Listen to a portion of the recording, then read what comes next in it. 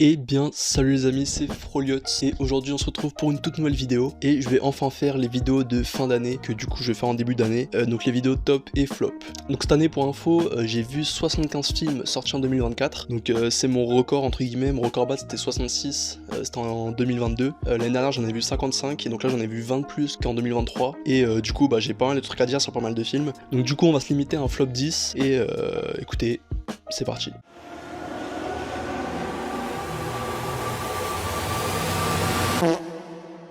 Je tiens juste à dire vite fait avant, je pense qu'il y aura des films que je vais citer là-dedans que certains vont pas du tout être d'accord avec. Il y a pas de souci, juste bah voilà, je vous préviens quoi.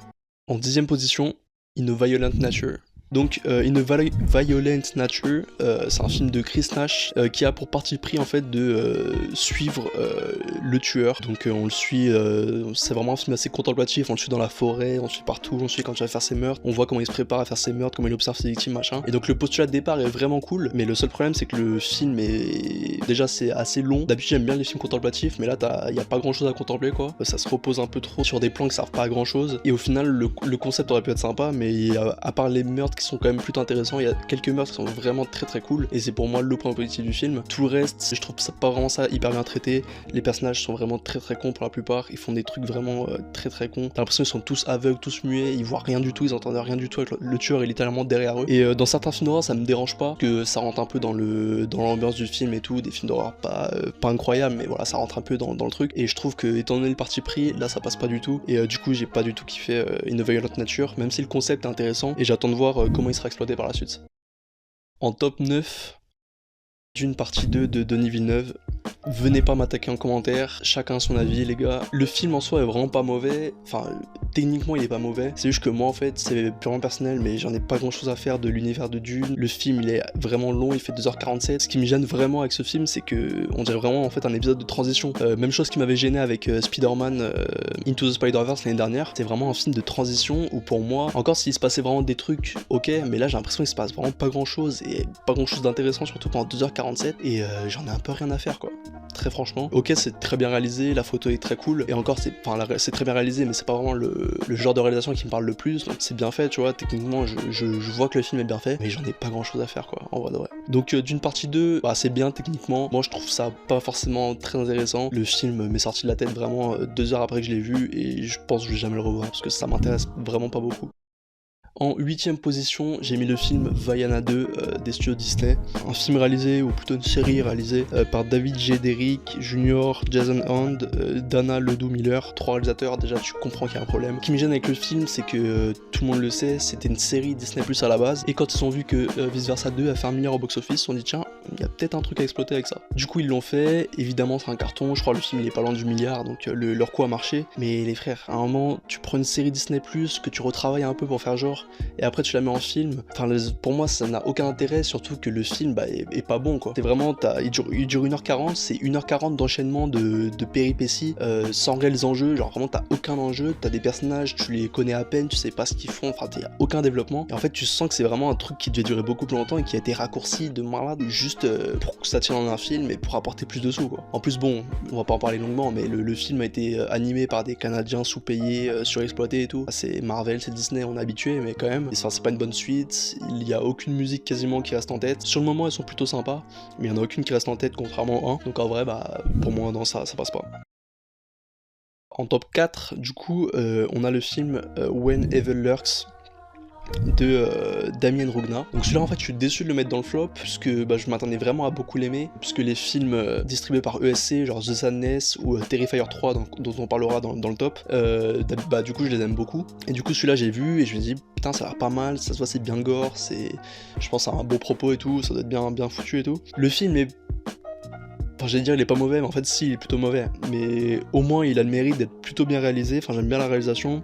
La photo est assez cool, mais là où ça prêche pour moi c'est vraiment le scénario. La première moitié, t'as des idées d'horreur vraiment cool, t'as quelques idées graphiques vraiment sympas, mais en fait ça se limite à ça, c'est ça le problème. La première moitié, il y a un truc qui...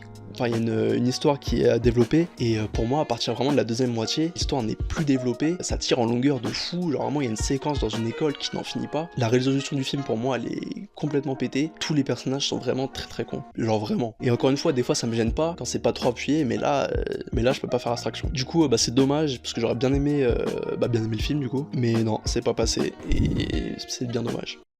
En top 7, en top 6, en flop 7, en flop 6, on retrouve Speak No Evil de James Watkins, donc que j'ai déjà évoqué sur la chaîne, donc je vais pas m'étendre dessus longtemps, mais je vais juste redire les trucs qui vraiment font pour moi que c'est un mauvais film. Déjà c'est un remake d'un film sorti il y a 2 ans, tourné en anglais, donc de base le projet a aucun sens, mais encore une fois tu te dis si jamais ça apporte des bons trucs et tout, pourquoi pas à la limite, mais là le truc c'est que le film apporte de nouveaux trucs, mais qui vraiment ne servent à rien, et qui décrédibilisent en fait le premier film limite. Pour faire court, toute la fin du premier film qui était vraiment ce qui rendait le premier film aussi bien, je trouve, bah là c'est modifié pour faire vraiment un film d'horreur américain classique. On est sur une happy ending vraiment nulle, et pour moi ça a aucun intérêt, et tout le reste n'a aucun intérêt. La réal est vraiment rien d'exceptionnel.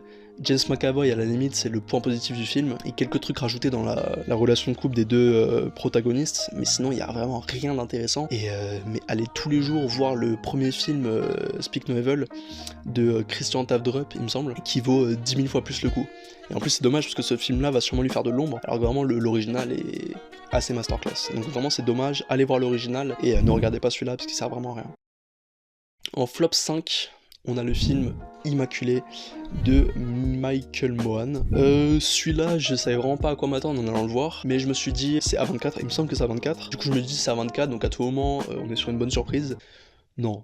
En vrai, non, pour moi, c'est vraiment typique du film d'horreur con type La Nonne ou des trucs comme ça. Certes c'est peut-être un peu plus beau, mais franchement enfin je suis pas du tout fan de la manière dont le film fait passer son message. Je trouve que c'est vraiment un truc en mode il veut te choquer gratuitement, alors qu'en soi c'est juste complètement con. La scène de fin, j'ai trouvé ça vraiment nul. Même en termes d'horreur, je trouve que le film a très peu d'idées intéressantes. Il y a peut-être une ou deux séquences qui fonctionnent plutôt bien, mais pour vous dire, genre j'ai rien qui m'est resté en tête du film. J'ai revu vite fait des extraits pour pouvoir en parler, mais genre vraiment le film m'est sorti de la tête complètement. Et même la performance de Sydney Sweeney au final elle est pas notable selon moi, ça fait le taf mais voilà. Donc vraiment le film j'ai trouvé ça vraiment con et ça avait aucun intérêt je trouve, et c'est bien dommage parce que ça aurait pu être sympa je pense, mais ça marche pas. En flop 4, on retrouve Smile 2 de Parker Finn. Alors celui-là vraiment j'étais déçu, enfin déçu, je vais m'expliquer. Le premier, si j'avais fait un flop en 2022, je sais plus quand il est sorti, je crois c'est 2022. Si j'avais fait une vidéo de flop, il aurait fini dedans, parce que le premier j'ai trouvé ça vraiment nul. Mais du coup j'ai vu tout le monde dire, waouh le 1 était pas ouf, par contre le 2 c'est une masterclass et tout, je dis ah ça peut être sympa. Du coup je suis allé voir le 2 plein d'espoir, et c'est peut-être pire que le 1. Franchement, je sais pas, je pense que ça se tape. Le 1 avait un peu moins ça, mais le 1 était plutôt bien rythmé, on va dire. Après, l'enquête, je l'ai trouvé vraiment pas intéressante, mais au moins c'était plutôt bien rythmé. Celui-là, ça dure combien? Ça dure 2h10. Les frères, 2h10 de Smile 2. C'est long, c'est très très long. Parce que, pour moi, bon, certains diront qu'il y a des idées d'horreur intéressantes. Pour moi, les scènes d'horreur, vraiment, c'est un condensé des bonnes idées de l'Elevated d'horreur A24, mais en version Wish. T'as des séquences, limite tu vois que c'est inspiré d'Hérédité, mais ça n'a pas le degré du génie d'Hérédité. Du coup les séquences d'horreur pour moi elles ont vraiment très peu de crédibilité, et surtout bah elles marchent pas quoi. T'as peut-être un ou deux jumpscares qui sont plutôt sympas et qui marchent plutôt bien, mais sinon ça marche pas. Du coup quand tu trouves que ça marche pas et que ça dure 2h10, bah forcément ça devient un peu long. Le truc du personnage principal, Skyler Ray, je sais pas quoi, Sky Riley, autant regarder Perfect Blue de Satoshi Kon, genre ça va plus vite. Selon moi, il n'y a pas grand chose de très intéressant. Ok, t'as la backstory avec son mec qui est mort, machin, bref. Ok, si tu veux, mais enfin, je trouve que ça amène pas grand chose d'intéressant. Pour moi, en fait, Parker Finn, c'est un mec qui veut prouver des choses. Dans sa mise en scène, tu vois qu'il veut prouver des choses. Et même, tu vois qu'il a des inspirations qu'il veut reprendre et tout. T'as pas de bonnes idées pour réadapter tes inspirations. Ne les réadapte pas. Laisse-les tranquilles et n'essaye pas quoi. Donc c'est bien dommage, mais pour moi Smile 2 c'est vraiment une plantade, ça marche pas du tout. En flop 3, on a le Marvel de la sélection, et c'est Kraven le Hunter. Petite précision, je n'ai pas vu Venom 3, mais Kraven je l'ai vu, et wow. Franchement, j'ai vu Nosferatu quelques jours avant, qui sera dans la vidéo top d'ailleurs, mais je me suis dit, c'est fou comment Aaron Tyler Johnson peut être un excellent acteur dans Nosferatu et jouer comme une quiche dans Craven. Et le problème, c'est que dans Craven, il est acteur principal, donc c'est pas ouf quoi. Mais franchement, j'ai trouvé qu'il jouait vraiment mal, tous les acteurs jouaient mal, et du coup c'est là que tu comprends qu'en fait un acteur il joue bien en fonction du réalisateur. Et là je pense que, comment il s'appelle, que J.C. Chandor, il est pas un très bon directeur d'acteur, c'est quasi sûr. Mais du coup c'est dommage, parce qu'il y a un truc qui me plaît dans le film, c'est que c'est le premier, enfin pas le premier, mais c'est un des seuls Marvel avec Deadpool on va dire, qui se permet d'être très graphique, d'être gore et tout, avec quelques bonnes idées en soi de gore, mais qui sont mal faites, donc c'est dommage. Et même les scènes d'action, il y avait moyen de faire des trucs vraiment cool, mais je pense qu'il y a à la limite une scène d'action plutôt sympa dans une voiture, mais sinon c'est tout quoi. À la fin t'as une scène d'action en mode maman j'ai raté l'avion qui sort de nulle part, et elle dure 1 minute, et il y a quelques trucs intéressants mais qui sont même pas bien filmés, donc ça sert à rien. Le film est long, ça a vraiment des côtés nanardesques parfois à cause des effets spéciaux, je comprends pas en fait, je comprends pas comment tu peux arriver à faire un film comme ça, où t'as vraiment pas mal d'éléments qui pourraient faire que c'est pas mal, et vraiment t'arrives à le rater à ce point là. Même les méchants, il pourrait faire en sorte que ce soit pas mal, mais t'as un méchant, déjà tu sais pas trop d'où il vient, il pourrait être intéressant à développer, il est jamais développé, et en plus à la fin le truc, on dirait vraiment les 4 fantastiques sur Disney Channel, genre les effets spéciaux sont catastrophiques à la fin, et pour moi le film était vraiment à la frontière du nanar, et j'ai vu la scène finale, et je me dis ah ouais, là il est tombé dedans. Enfin bref, moi ça déjà de base, je suis pas le plus grand client des films de super-héros, mais alors là tu me sers ça me parle, mais pas du tout quoi. Du coup Kraven the Hunter, franchement c'était très mauvais, et j'ai pas du tout aimé. En flop 2, on retrouve, malheureusement j'ai envie de dire, un film français. Et ce film français, les amis, c'est Planète B de Aude Léa Rapin.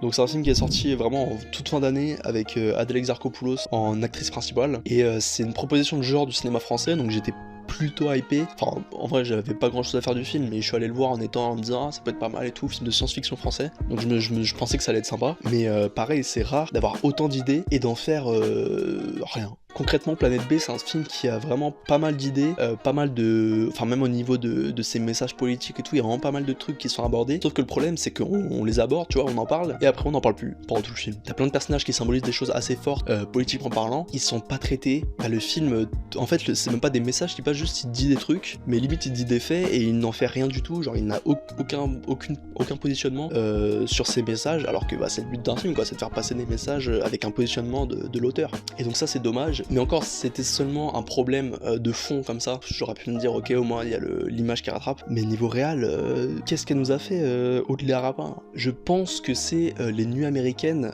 les plus moches que j'ai jamais vues, et c'est chaud, genre vraiment c'est très chaud. Et je pouvais venir, au début je me disais bon c'est peut-être un parti pris esthétique et tout, mais franchement je pense pas hein. En plus ils te font genre au moins 10 fois des transitions nuit-jour, en voulant faire croire que c'est un plan différent, un plan de jour, un plan de nuit, alors que tu vois très bien que c'est le même plan et qu'ils ont juste changé la colorimétrie au milieu. J'étais en mode mais les gars, genre on est censé croire à ça là? Enfin j'étais vraiment abasourdi. Et même au-delà des messages, le film a un concept vraiment cool, une prison virtuelle où les gens se retrouvent enfermés, des dissidents à l'état en gros, pareil, un autre message politique qui est à peine traité dans le film. Et du coup t'as l'idée de la prison virtuelle, au début tu te dis ah ça peut être sympa.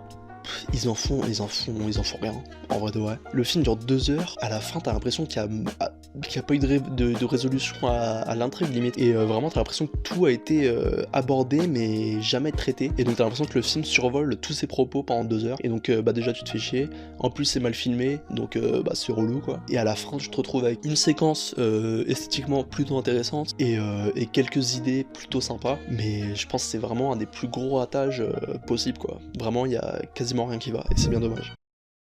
Et les amis, en flop 1, on retrouve The Strangers Chapter 1 de Renny Harlin. Ce qui m'énerve avec ce film, c'est qu'en fait moi je suis plutôt un fan surtout de celui de 2018, The Strangers Prey at Night de Joan Roberts, que je trouve vraiment très cool avec son ambiance années 80, un peu néon, la musique et tout. Enfin je trouve que même en termes de photos il y a pas mal d'idées, même en termes de réa. Et du coup je me suis dit ouais, il refait une trilogie, ça peut être cool. C'est...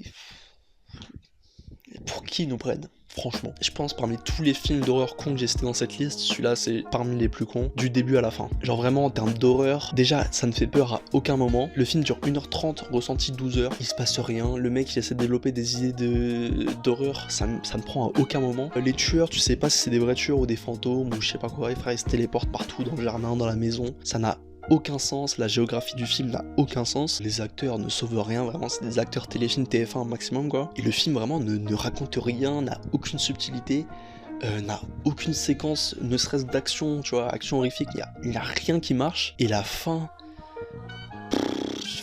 Là, faut se dire qu'on va se taper 2 autres films du même réal dans le même univers. Et vu la fin de celui-là, mais je sais même pas si j'irai le voir au cinéma alors que j'ai l'abonnement UGC limité, c'est pour vous dire. Donc non, franchement, The Strangers, Chapter 1, au-delà d'être un très mauvais film, c'est surtout une grosse déception, parce que bah, franchement, j'aime bien l'univers The Strangers de base, et même le design des personnages est pété, enfin, il y a rien qui va, ils ont aucune prestance de tueur, vraiment, tu t'en fous d'eux. Alors que dans les autres, tu vois, ils avaient quand même une petite prestance, une aura assez mystérieuse. Là, frère, on dirait 3 Teletubbies qui marchent, vraiment, on en avait rien à faire, et bah du coup c'est raté, c'est très raté. Et voilà, je pense que pour les flops je vais pas m'étendre beaucoup plus, j'ai craché sur une dizaine de films, c'est déjà pas mal. Et voilà, n'hésitez pas à me dire en commentaire votre flop 10, les films que vous avez pas aimé, les films que vous êtes les seuls à pas avoir aimé, comme moi avec une 2 ou des trucs comme ça. Et n'hésitez pas à me dire en commentaire, on pourra en parler et tout, et ce sera cool. Donc n'hésitez pas à aller voir aussi la vidéo top qui sortira dans 2 jours, je pense, un truc comme ça. Donc abonnez-vous, mettez la cloche pour ne pas la louper, n'hésitez pas à liker cette vidéo, à la partager. Et donc c'était Froliots, on se retrouve très bientôt pour le top, et moi je vous dis à la prochaine, ciao.